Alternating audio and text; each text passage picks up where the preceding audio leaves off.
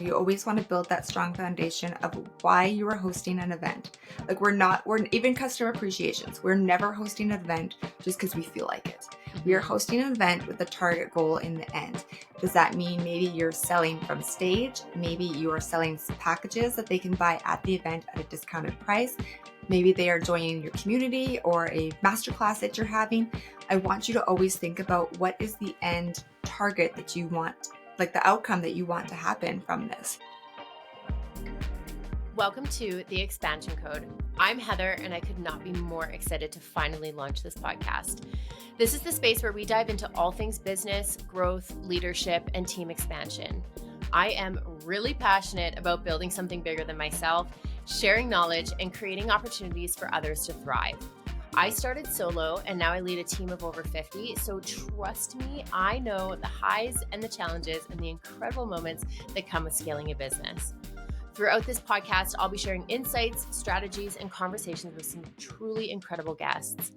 We are going to cover everything from marketing and leadership to mindset shifts and business expansion. So my goal is to give you real actionable takeaways that you can apply to your own journey. Let's dive in, learn together, and unlock what's next. Welcome to The Expansion Code. Welcome back to The Expansion Code with Heather Dick, your host, me. Today, I have a very good acquaintance of mine, Jen Kinal. We have worked together a lot in the wedding industry.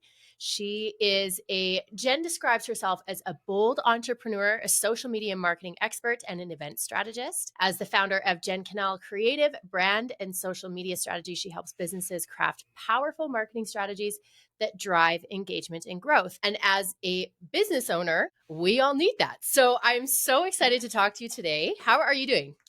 I'm doing amazing. I'm so excited to be here. Yeah, me too. Today, I really want to get some insight from you on the event aspect and how it can help your business grow, because I think that we're almost missing that like network community that we talk about. And you and I talked about this on your podcast. And it is like, I sound like a broken record on my own podcast because people are the reason why we grow.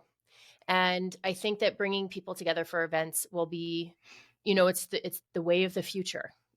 Yeah. So why don't you, before we get into the events, why don't you give a little background on yourself, how you got into this, how you even transferred into the social media aspect? I would love to hear that. Okay, so I owned an event planning company since 2006. Um, I loved doing events. I love doing weddings. I love doing corporate events. Anything that is decor related, I am like all over. It's my favorite thing to do. And so I had that business and still do have that business. But up until COVID, I mean, obviously the world shut down and events weren't allowed to happen. So I feel like I've seen everything you could possibly see when it comes to the event world, which is why I love talking about events and I love talking about how events can support your business and your growth and your ability to connect with your community and grow that know and trust. But when Mm-hmm. COVID hit, obviously we were not to plan events. And so I did switch into something that was more pandemic proof as I really wanted it to be. And so that's when the social media came into it. So I actually think that they're really quite tied together because everyone loves social media, but I think at the same time, and we have to be on social media, but at the same time, I think we are also really craving that connection piece and to really get to know who we are like listening to and watching on social media when we don't really get the opportunities to see them in person as often as we probably would like to. Mm-hmm. So how long did you do events for? How long have you done events for? Okay, so we started in 2006. So that would be like Oh, coming up, yeah, for quite a few years. So really, and like I said, I loved the decor aspect. So I didn't really overly enjoy like planning a corporate conference where there was no decor involved and it was very logistics heavy. I could still do that, but I loved being able to play with like the brand and the feel and what stage would look like and the gifting and just like that experience you can create. And so that was kind of my jam and what I really focused on when I took clients. okay. So I love that because I think that's probably quite common in the event planning industry where you like to create these beautiful experiences, but you do have to be very organized and logistics heavy. Oh So yeah. do you still have that brain, or is it more like you've got the more creative and you just hired the other things out? No, I think I've got both of those brains. Really like creativity is my favorite thing. Definitely for sure. But I'm also a little bit like controlling in the sense that I want to know from beginning to end how this is going to go, what the flow is like, who's my vendors, are they strong, like amazing vendors that I can trust that are going to show up on time? Do I have all their contact information so that on the day of the event, if anything goes wrong, I can just be like, "Hey, where are you?" I've done so many events that I've seen things that have gone wrong and then Mm, corrected them. So now I can like see those things coming before they even happen, which is kind of like a cool thing. I don't know. I like honestly, I'm such an organizational person that I love the organization of it and then I love the creativity of it. And it is the whole planning process. Like if I get to do a full event or a full wedding, that is my jam. I do not like taking somebody else's event and doing day of stuff. I like having my hands in all the buckets. yeah. Okay, so then let's talk about events because I think I'm Mhm. going to prerequisite this. I 1000% believe that you should be doing events as a business owner, even if you are a small business that rents a room, even if you have I do think that bringing people together, bringing your like-minded individuals and clients that are paying already and potential clients, it is imperative for growth. And, with Blush, we have done so many events, some kind of, some fairly successful, some kind of bombed, some were wildly successful. And I think it's just finding that sweet spot as to Yeah. what your clients want because, as you know, not every business is one size fits all and not every event is one size fits all. So why don't we get into what you think, because lots of my listeners are beauty, personal services, creative industry. What would you say are the best events for those industries? You can give like top 3, 5, whatever you want. I would definitely say customer appreciation because it Mm, obviously you're bringing people in and you're really like saying thank you so much for supporting my business, for being part of my community. And then if they really do love you, they're going to show up and then they're going to bring someone, right? mhm. So I think customer appreciation is a really incredible one that probably doesn't get done that often. I mean, it may be a little bit more expense heavy because you're not typically selling tickets to a customer appreciation, but there are ways to get around having all the costs be on you, right? So I think that is a really big one to have. I love educational ones. I think that it's really Mm, great to take your topic and to educate your audience. If they're already in your community, they're probably wanting to know more about either what you do or how they can learn from you and implement it at home. I think it's a great way to like just showcase your skill and you're setting yourself up as the leader and the go-to expert in that industry. So having any educational things is incredible. And then what I found when I was in the event industry was really finding ways to collaborate with other people in my industry. One, it made it really like made me have really good, strong connections with the vendors that I was working with. But also, it gives you an opportunity because you all have the same target demographic that you can bring, each person can bring their audience in, and you can all benefit from like seeing each other's audiences. And then that allows their community who already loves them to be like, oh, well, she's recommending this person, they must be amazing too. So I mhm, think those are my top 3 because it really gives you an opportunity to be that leader and to stand out. But mostly it's the opportunity to get in front of people and to mhm, smile and be excited and share your mhm, passion. And mhm, people love that. They love mhm. seeing who the person is behind the brand because social is amazing, but there's only so much you can show or have it translate that really like gets the audience to just like fall in love with you. Yeah, and it's curated, like, Mhm. I was just Yep. like, just before we were social media is curated. Before you came on, I was about to record a video saying, it's something I'd thought about all day long. I was something, what am I gonna say on social Yep. media? And, I've got my 30-second pitch on what I'm asking or what I'm promoting, and then it's done. And people, I Yep. mean, I think the attention span, I mean, you're a social media expert, but I don't, we can, but the attention span's like 7 seconds or something crazy Oh, like it's that. like 3. It's Oh even my slower than that. god. So, Yeah, it's like, crazy. oh my god, that's so sad. But so when you get Mhm. people in front of you, you can, we We throw this faces event, we call it. And so every year we throw it's faces, it's all about skin, so whatever it would be like an educational event. I'm only using Yeah, this as an example so people can get kind of an idea of what they can do in their business. And the way that we marketed it was TikTok is ruining your skin. So it gets people, gets their brains going like, oh my God, what do you mean it's ruining my skin? But what actually is great about it, they can sit in front of a skincare professional, like a licensed esthetician, and ask questions about what the best route for their skin is. Instead of on social media, we say, hey, open to questions or take this poll or whatever. And it's like, nah, it's not really personalized. So I yeah. totally agree that getting in front of our target audience is so much more valuable. For sure. And then like if there's someone on TikTok looking at it, they're just saying, "Oh, this person recommends it," but they don't know where they are in the world, what their skin is like. Are they like do they have similar skin issues, or are you're basically just trying it because someone said it and there's really Hmm. no actual reason behind why this product will work or be specifically for your skin. So I Hmm. agree with that. And I think it's nice and catchy, but then also getting them in front of like somebody who knows what they're talking about and can see your skin and hear from your mouth like what issues you might have with your skin. Like it's really dry from the winter. Well, we can work with that, right? Like and just because you saw a TikTok doesn't mean that it's a current TikTok either. Like, right? Like I said, if it's a winter skin issue when we're coming into summer, well, then that doesn't really relate anymore. You sound like us. Do you need a job? This You're would be like, the "No." social media coming in. I know all Yeah. I know how to like romance it up. Yeah, yeah, that's great. Okay, so I have a question just to elaborate on those 3 events, mostly about the customer Yeah. appreciation. Yeah. So, if someone wanted to do a customer appreciation event, do you have, like, some quick tips on how to keep the budget or the cost down? And then also, what would you say is the best attendance for that and, like, size? Because I think lots of people have, like, misconception that it's gotta be this big, huge 100-person event. Okay, so I think when it comes to hosting a customer appreciation, if you have your own space, utilize that. One, you're getting them into your own space so they get to see it and come into it because sometimes they just see you a lot on social and they don't really get an opportunity to come into the space. And so utilize that space because one, it doesn't cost you anything. There's no rental rate on it. And then look at like if you can't do it your own space, then maybe look at seeing what spaces are available.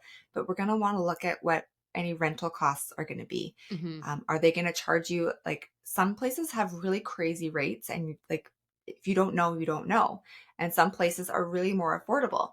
And then so you want to know kind of what the rental rate is going to look at. Like you're also going to want to know how many people you can fit into that, which will come into that capacity conversation we'll talk about later. But then also think about there's a couple things. Like also think about okay, this venue, are they going to allow you to bring in, let's say, your own food and your own drinks?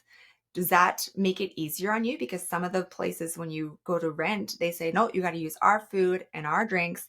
And then it ends up costing you way more money because it just ends up just they can charge whatever they want, right? And so you're Right. kind of stuck with that cost. The flip side of that, if they're charging you, like if you're getting their cocktails and stuff, you're probably going to go under their liquor license, which simplifies some things. Right. So there's a few things to think about in that instance. But then also think, okay, let's say this one venue is absolutely stunning, but it costs more to rent it. Well, if it's stunning already, maybe you don't need to spend as much money over here on this one venue that is a little bit cheaper, but you need to bring in your own chairs and linens and right. So it's kind of like a toss up to see what aligns with your brand and the vision that you have for your event, but then also how like what is important to you. Honestly, that's Mhm. what it really comes down to. What is Mhm. important to you? And honestly, if you can do it in your own space, I would 1000% do it in your own space, or even think about collaborating with another vendor that is aligned with you. And maybe you can utilize their space and you're bringing your community into their space and that benefits them. So they are not going Mhm. to charge you anything. So there's little ways to get around like the budget aspect of it for everything. And it's just about deciding what's important. Like for me, I love doing flowers, right? So some people are like, no, I don't want to spend that kind of money on flowers. Where I'm like, I really value flowers and I think they make it so pretty. So there's typically always flowers at my events. Right. But that doesn't mean that everybody needs to spend that on their budget. Yeah, and I also think that I mean, as we know, budgets are particular to each person. So, Yeah. I'll be transparent, like, my budget for team building, entertainment, that kind of thing for customer appreciation is $10,000 a year. Some people, it might be 1,000. And you can still throw a great party. I have multiple events every year. You could just have one. You can just, Yeah. and there's like stepping stones that you can take. If it's in your space, you don't have a rental cost anymore. I mean, heck, if you plan it out at a certain time of day, you can also eliminate having to purchase a bunch of food. Yep. Like there's a lot of different strategies I think that people can take in order to make an event effective, but not breaking the bank. Yep, exactly. And then when you were talking about how many people should come to these events, I think it always has to go back to what is your goal? Right. Like if you're really looking to appreciate your customers, then maybe doing a smaller event might be better because then they can feel like they're really special. Like this is something that they got invited to. It's exclusive to them as a really good thank you versus a larger event. I mean, maybe larger, you have a little bit more of a networking aspect to it. So I think what is your goal for the event? And that's what one of the foundations that I always talk on when it comes to creating an event is what do you want out of it? What does Mm. your community want out of it? And then using that as your focus on how you build it. That'll help with your budget, that'll help with your marketing, that'll help with everything. Mhm. I actually really like that. I think if you think back to how old are you, Jen? Ooh, 42. Okay, so we're almost the same age.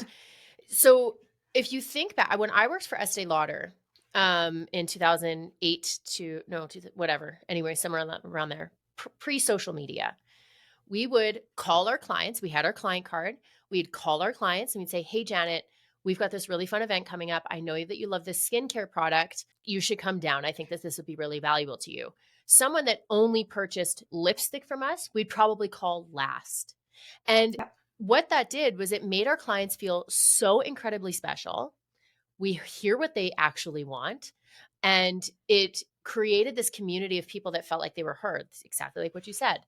And, I think when you create client appreciation or a customer appreciation event and you really target audience, the people that you invite, even by calling them, I mean, Yeah.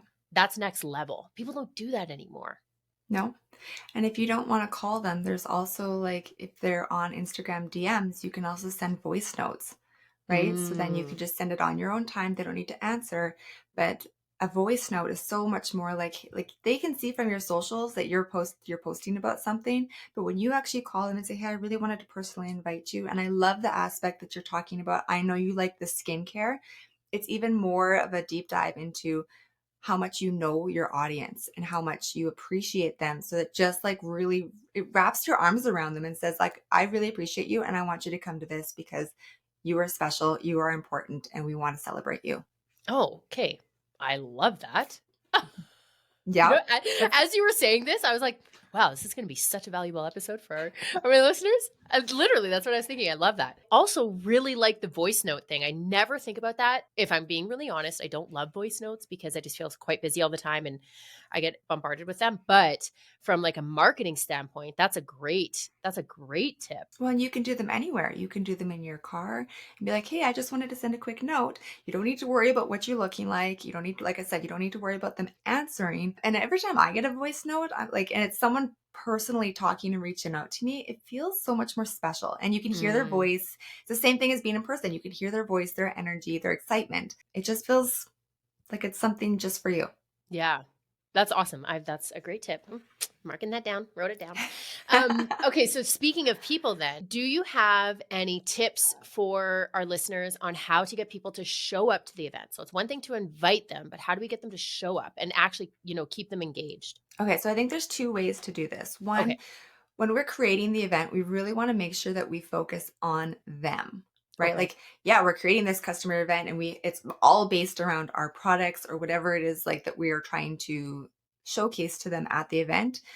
But like they're not coming because you're going to showcase something for them. They're coming because you are going to showcase this specific product that is going to make their skin glow and it's new and this is really important and we're going to actually like do some demos on your skin so you actually feel like you're coming there to transform a little bit. Like yes, you're going to transform your knowledge, but you're also going to be able to get to try some of this, to get to hear from an expert on how this is going to work with their skin specifically. So I like, no matter what kind of event you're doing, to always think about how you're building it for your customer. In terms of the education piece, that's what I just kind of talked on. Hmm. But also when they're coming to the event, what is the experience going to be like when they come in? Right? So when they come in, are they going to get greeted by you personally at the door, welcoming them in? Are you going to give them a hug? Are you going to give them a cocktail and say, "Come on in"? Like, "Come on in, Heather. I'm so excited you're here," right? Like, how are you going to create an experience from the moment they step in the door? And then right through. So I like to walk through the entire event step by step as if I'm the audience, like your person that's coming. And how are they going to feel? Because not only is this about showing them your appreciation, but what is the experience that they're getting from it? Because even the little details, like even just getting a hug at the door and a welcome so they don't feel like, "Hi, I'm in this event and I don't know anybody." They need to feel immediately welcomed and like your arms are being wrapped around them. So if we Mm. can think of the experience aspect from beginning to end, that's another reason why they should come and why they'll want to come back to future events is how you made them feel. Okay, we need to take a little break because, shocker, this podcast is brought to you by my flagship company, Blush, and I need to give a shout out. So, not only does Blush sponsor my lavish lifestyle, it also sponsors this podcast. Shouts. If you know me, you know that I do not play around when it comes to beauty and self care, and that's why Blush is your one stop shop for looking and feeling your best. We genuinely do it all: hair, makeup, nails, massage, tattoo, medi spa. Basically, if it makes you feel like a goddess, we probably offer it. So, whether you're looking for a fresh balayage or a relaxing massage or a little of that I woke up like this glow, we've got the experts to make it happen. Think of it as self care, but with a little extra love, sunshine, and family. And actually, with our most recent expansion, we now have a private gym, physiotherapy, chiropractic services, and a lot more to help your body. So, if you are ready to treat yourself, book an appointment at Blush Artistry because let's be honest, life's too short for bad hair and uneven eyeliner. You can find us at blush-artistry.ca or over on Instagram at blushartistrymua. Back to the episode. I have a question for Mhm. you. This is Okay. might be I'm putting you on the spot. I feel like I Yeah. say this in every episode with my guests. Oh, sorry to all my guests. I read a book called Unreasonable Hospitality, and he talked about in his restaurant, he is able to greet every person that walks into his restaurant by name. Now, if you're throwing an event and let's say people are coming in and you've put this out, let's say it's an Eventbrite thing, right? And it's an Yeah. educational thing and you don't actually know who everyone who's coming. Yeah. Do you have a tip on like some sort of logistics or anything that you can do so when people walk in, you actually can say their name? Oh, this was a hard one I because know. I have the worst memory in terms of like names. Okay. Like, so I can look at if I'm following you on Instagram and I follow you all the time and I see your face, it automatically then starts like the username will start to connect with me. Right. But sometimes I go into like a panic mode where I'm like, I don't remember their name and I can't remember it all. So that's what this one I would say is a really hard question for me. But what I think is the best way to do it is to kind of fall back on that. Okay, this person bought a ticket, they're going to attend. I would personally, because I'm an Instagram person, ask for their URL. And then Mm. I would go through and check out who they are before they come. So it's not foolproof. Like there's still a good chance that I'm going to forget the name. But I may remember what they did this weekend based on their stories and just not remember it. But I think if you can put for me, a visual, a face to the name, and then follow them a little bit to get to know who they are, that will definitely help. Okay, you could even do like old school and print it off. Yeah. You know, Yeah. like Jen Kinal, and then have like their little profile picture printed next to it. So then Yeah. whoever's greeting can have that visual when they walk in. Yeah. Yeah, I do find that when you're planning an event, you're a little bit busy. So that sometimes doesn't always happen. But if you have a team member that can help you out with that, that would be totally. incredible. Yeah. I know that's why I say like it's a logistics thing. But these are, Mhm. and as the business grows, you get to a scaling point of view. I mean, I remember events that I was throwing, 5 years ago. I knew every single person that walked in that door. Yes. And now I don't.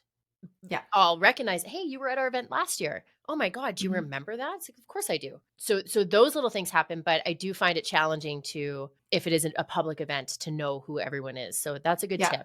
tip. Just do a little social media creep. Yeah. And don't feel bad if you don't. Cause like I said, I will introduce friends who I've known forever and I will just have like a mind panic where I'll be like, don't mess this up. So like that's me personally, but I think that do the best that you can. And like the social media creep is the easiest because then you get the pictures and who they are if they have social media. But that and that, yeah, just little tips like that can help. Yeah. The personal touch. Hmm. For someone that wants to leverage events for long-term growth. So let's say, do you have any tips on like throwing annual events, or is there a specific kind of event that you think is really good for like actually growing the business? I love an annual event because obviously then it's always going to happen each year. You can change your theme a little bit around it or your why around it every year, but typically it is kind of like a rinse and repeat. So once you have like created it, then it's just a matter of adjusting it a little bit each year. So for example, I did last year my Be Bold Experience Day in October, and it was at the Whitewood Barn. It was incredible. We had speakers. So we are doing it again this year. So it's going to be the same. I don't need to really tinker a lot with the budget.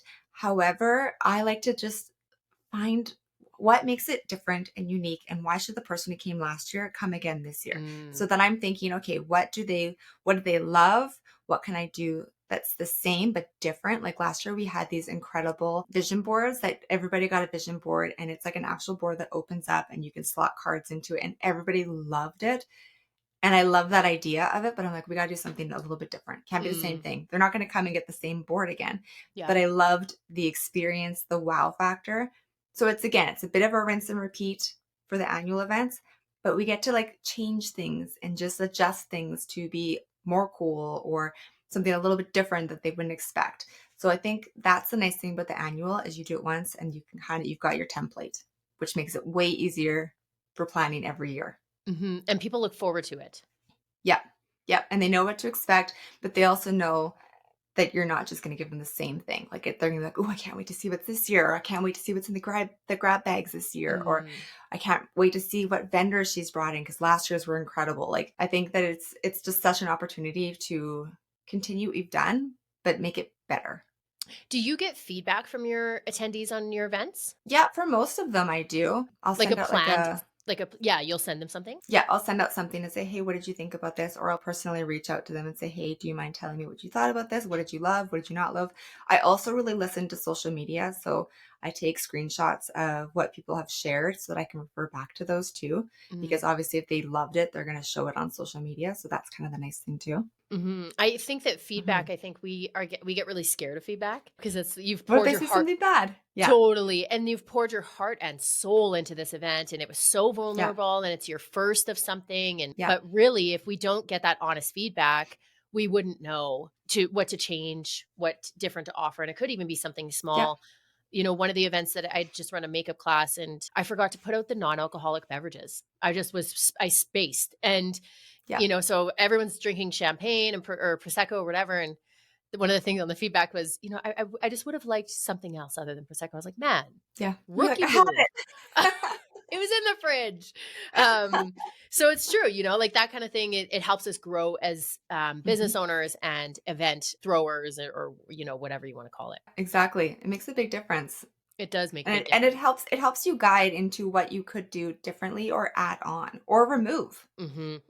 Okay, so we talked a little bit about like how to create a budget friendly event. I want your take on how you charge for an event. If you Okay. could kind of break that down for us. Okay, so I think I do the ticket pricing maybe a little bit different than a lot of people. A lot of people will just kind of look and see what everyone else is charging, and Okay. then they'll rush into getting the tickets out right away. So they'll say, okay, the tickets are going to be $100 or $97, right? And they'll just put it out there.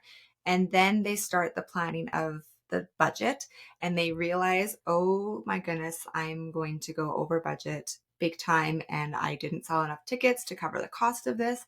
And that is the fear I think that a lot of people have when it comes to hosting and planning events is they do cost a lot. Mhm. So what I recommend doing is really thinking about, okay, what do you want your event to look like? This is like our dream board. So I like to go to Pinterest and I like to decide like pull up images of the things that I love and then I start to think, okay, this is what I want my event to look like. I want this to have this type of feel, this type of decor. And then you're going to want to start to budget it out. So you're going to want to start figuring out what are the cost of the venue, what is the cost of the food, what is the cost of the drinks, are you going to have a DJ? Are you going to, is there like chairs you need to rent? What about printing and stationery? Is there speakers you need to pay for? Put it all out in the budget. And then this is where I want you to stop and like think, okay, now that I see the budget, I see the whole total.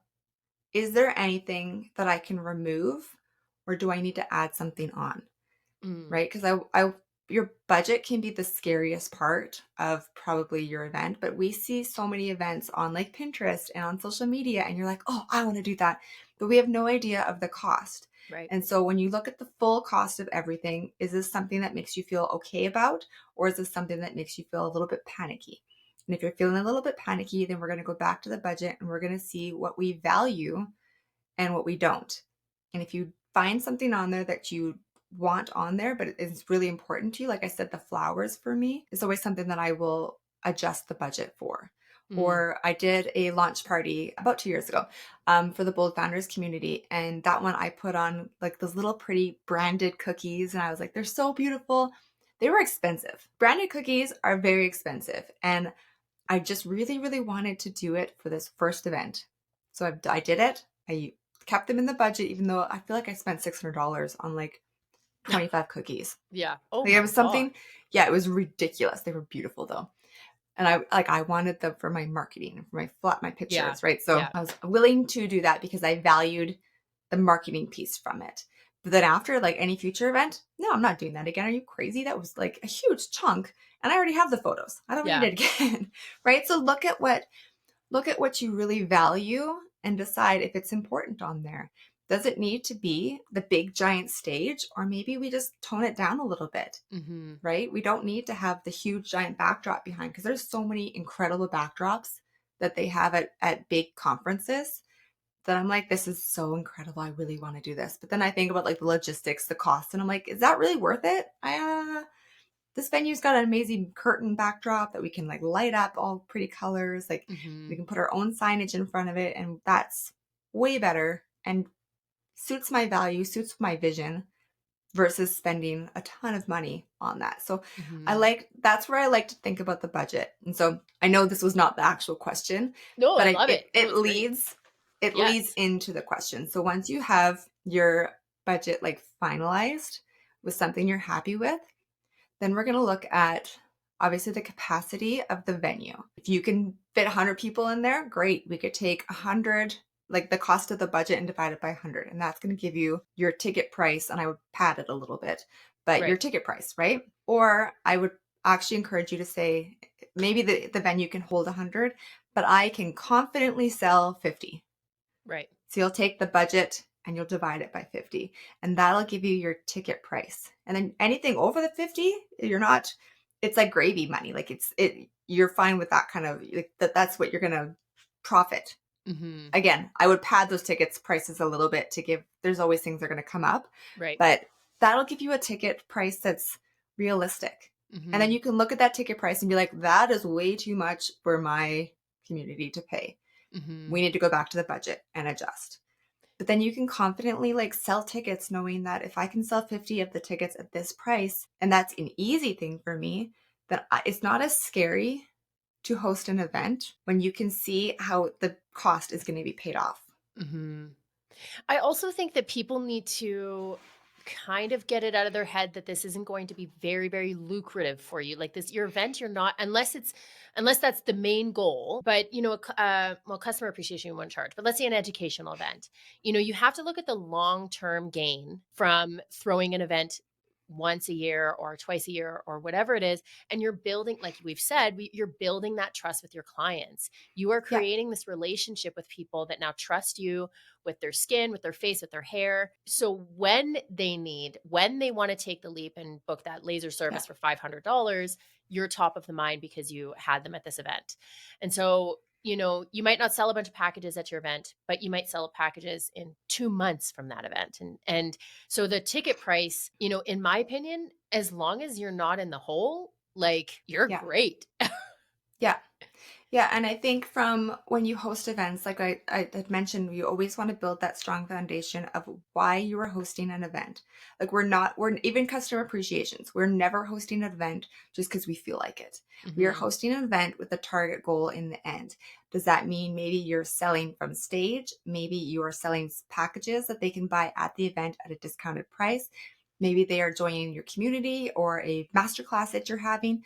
I want you to always think about what is the end target that you want, like the outcome that you want to happen from this. And it Hmm. could be, yeah, maybe they join your monthly subscription where they get spa services every single month and they get to come in and get pampered, right? Like I want you to think about that as as what you're offering, but then also go and implement talking about it at the event because that's another scary thing for people is to feel like they're selling. And you're not selling, you're just saying, "Hey, I appreciate you guys coming to this event. Here's what I'm inviting you into to Hmm. potentially continue working with me or to get this amazing package that's going to pamper you every single month." Always think about where you're going to lead that audience along the journey with you, up to the event, during the event, and then after the event. Because you're right, you're not going to like make a ton of money off of hosting an event. That's not the goal. The goal is where you can take that audience afterwards. And like you said, it might be immediately and it might be down the road, but that's the whole entire goal of hosting events is getting them to come into your space and fall in love with you and who you are and what you do, and then having them feel that loyalty to want to work with you whenever Hmm. they need your help or your services or your products. Okay, Jen, this was amazing. Honestly, this was so good. I hope everyone feels the excitement because it's so true. And I think that I also feel like, when you have a kid and the mom's like, you should do this. I feel like I'm that person and you're just like reiterating what I'm saying. So it's nice. At the end of every episode, I like to do three takeaways. You Okay. have just hit two of them. So I would say, well, three takeaways. I'm going to say that the voice note for me is huge. Sending a voice note to your clients. I love that. Your why on doing an event. And then do you have a third? I like the budget and the money Yeah. aspect because I Yeah. think that people get really, really fearful of it, and that will hold them back, right? Yeah. You start looking at the costs of it and you're like, oh no. And so I think we can get confidence if we really get clear on our budget and what we want and the outcome, right? Like if we Mm, know that there will be future money coming from this, then that can help our nervous system to just be like, I'm going to do this. I'm going to be bold and I'm going to go after it. And I also want to throw in the idea that there are certain platforms that will withhold your like ticket sales prices and there are certain platforms that will not. And mm, so I think it's important that you look at that also when you're selling tickets because that is another thing that can make people panic. Certain like the platforms that are withholding your ticket sales until the end of the event, um, you're fronting all that money. right. Whereas when I host events, I like to have the tickets come right into my bank account and then I hold that in a special place. But at least then when I'm paying for vendors and food and drinks, it's not coming out of my personal income, right? Like it is Mm, the event income. And so I think that is another thing that kind of keeps us safe. So I didn't toss on that, but I think that's important to have knowledge on. yeah. Oh, I love that. It's so true. This was lovely. Why don't you tell us a little bit more about your event, the Be Bold experience before you go, and then where people can find you, of course. Okay, so we are doing the Be Bold experience again, October 7th at the Whitewood Barn, which is this beautiful, incredible venue that's just outside of the city. It's like, it's honestly, it's magical. It And is. so it is like the perfect place to have this event. And so what we do is we bring in some incredible women in business all in the room. They come in and they get to like feel this 1 day experience where they have incredible speakers that come to talk to them on different topics about business, about growth, mindset, money. Um, it's just like such a great way to really surround yourself with like-minded women, plan out what your goals and your dreams are, and then take actionable steps. This is one of the things that I love about any of my events is that I want you to feel like you're immersed and you're not just listening to someone on stage. Yeah. Like it's workshop style. We get to talk to each other. We get to like really get to know each other's business and really make an actionable plan for what we're going to do in in 2026 because it's in October. Right. And then go after it. And then you get to leave with like new business besties to help you be accountable and go after these dreams. I just think it's such an incredible way to just go after it and Yeah. surround yourself with women who get it. Oh, I love that. So, I want to yeah. go. I'll be in Italy, but I want to go. Oh, Okay, Italy so though. I know. Um, Yes. where can my listeners find you? So you can find me on Instagram at Jen Kinal. I'm always on Instagram, always posting. I mean, sometimes I take a little hiatus because I'm busy doing social media for my other clients, Yeah. but I'm always there. And then also my website is jenkinal.com. Awesome. It was so nice talking to you today about this. I think this was just such a great topic. I look forward to having you back on the show. Amazing. Thank you. All right, another episode bites the dust. If you loved this conversation as much as I did, don't forget to hit follow, leave a review, or even send it to a friend you think would enjoy it. And because I like to keep things fun, we're always running giveaways with our amazing guests. So make sure to check with the show notes, our Instagram page, get in on the details on how to get the free stuff because it's free and fun. And who doesn't like that? Another little disclaimer. While I love sharing advice and business wisdom, I am not your lawyer, I'm not your accountant, and I'm not your fairy godmother. If you do want to be best friends, though, you can hit me up. Everything on this podcast is for educational and entertainment purposes only, so no lawsuits, okay? Thank you for hanging out with me today. If you'd like to hang out more, you can find me on Instagram at I am Heather Dick and at the Expansion Code. And all of our free resources and consulting packages are on the website www.theexpansioncode.ca. I appreciate you being here more than you know. I will see you next time.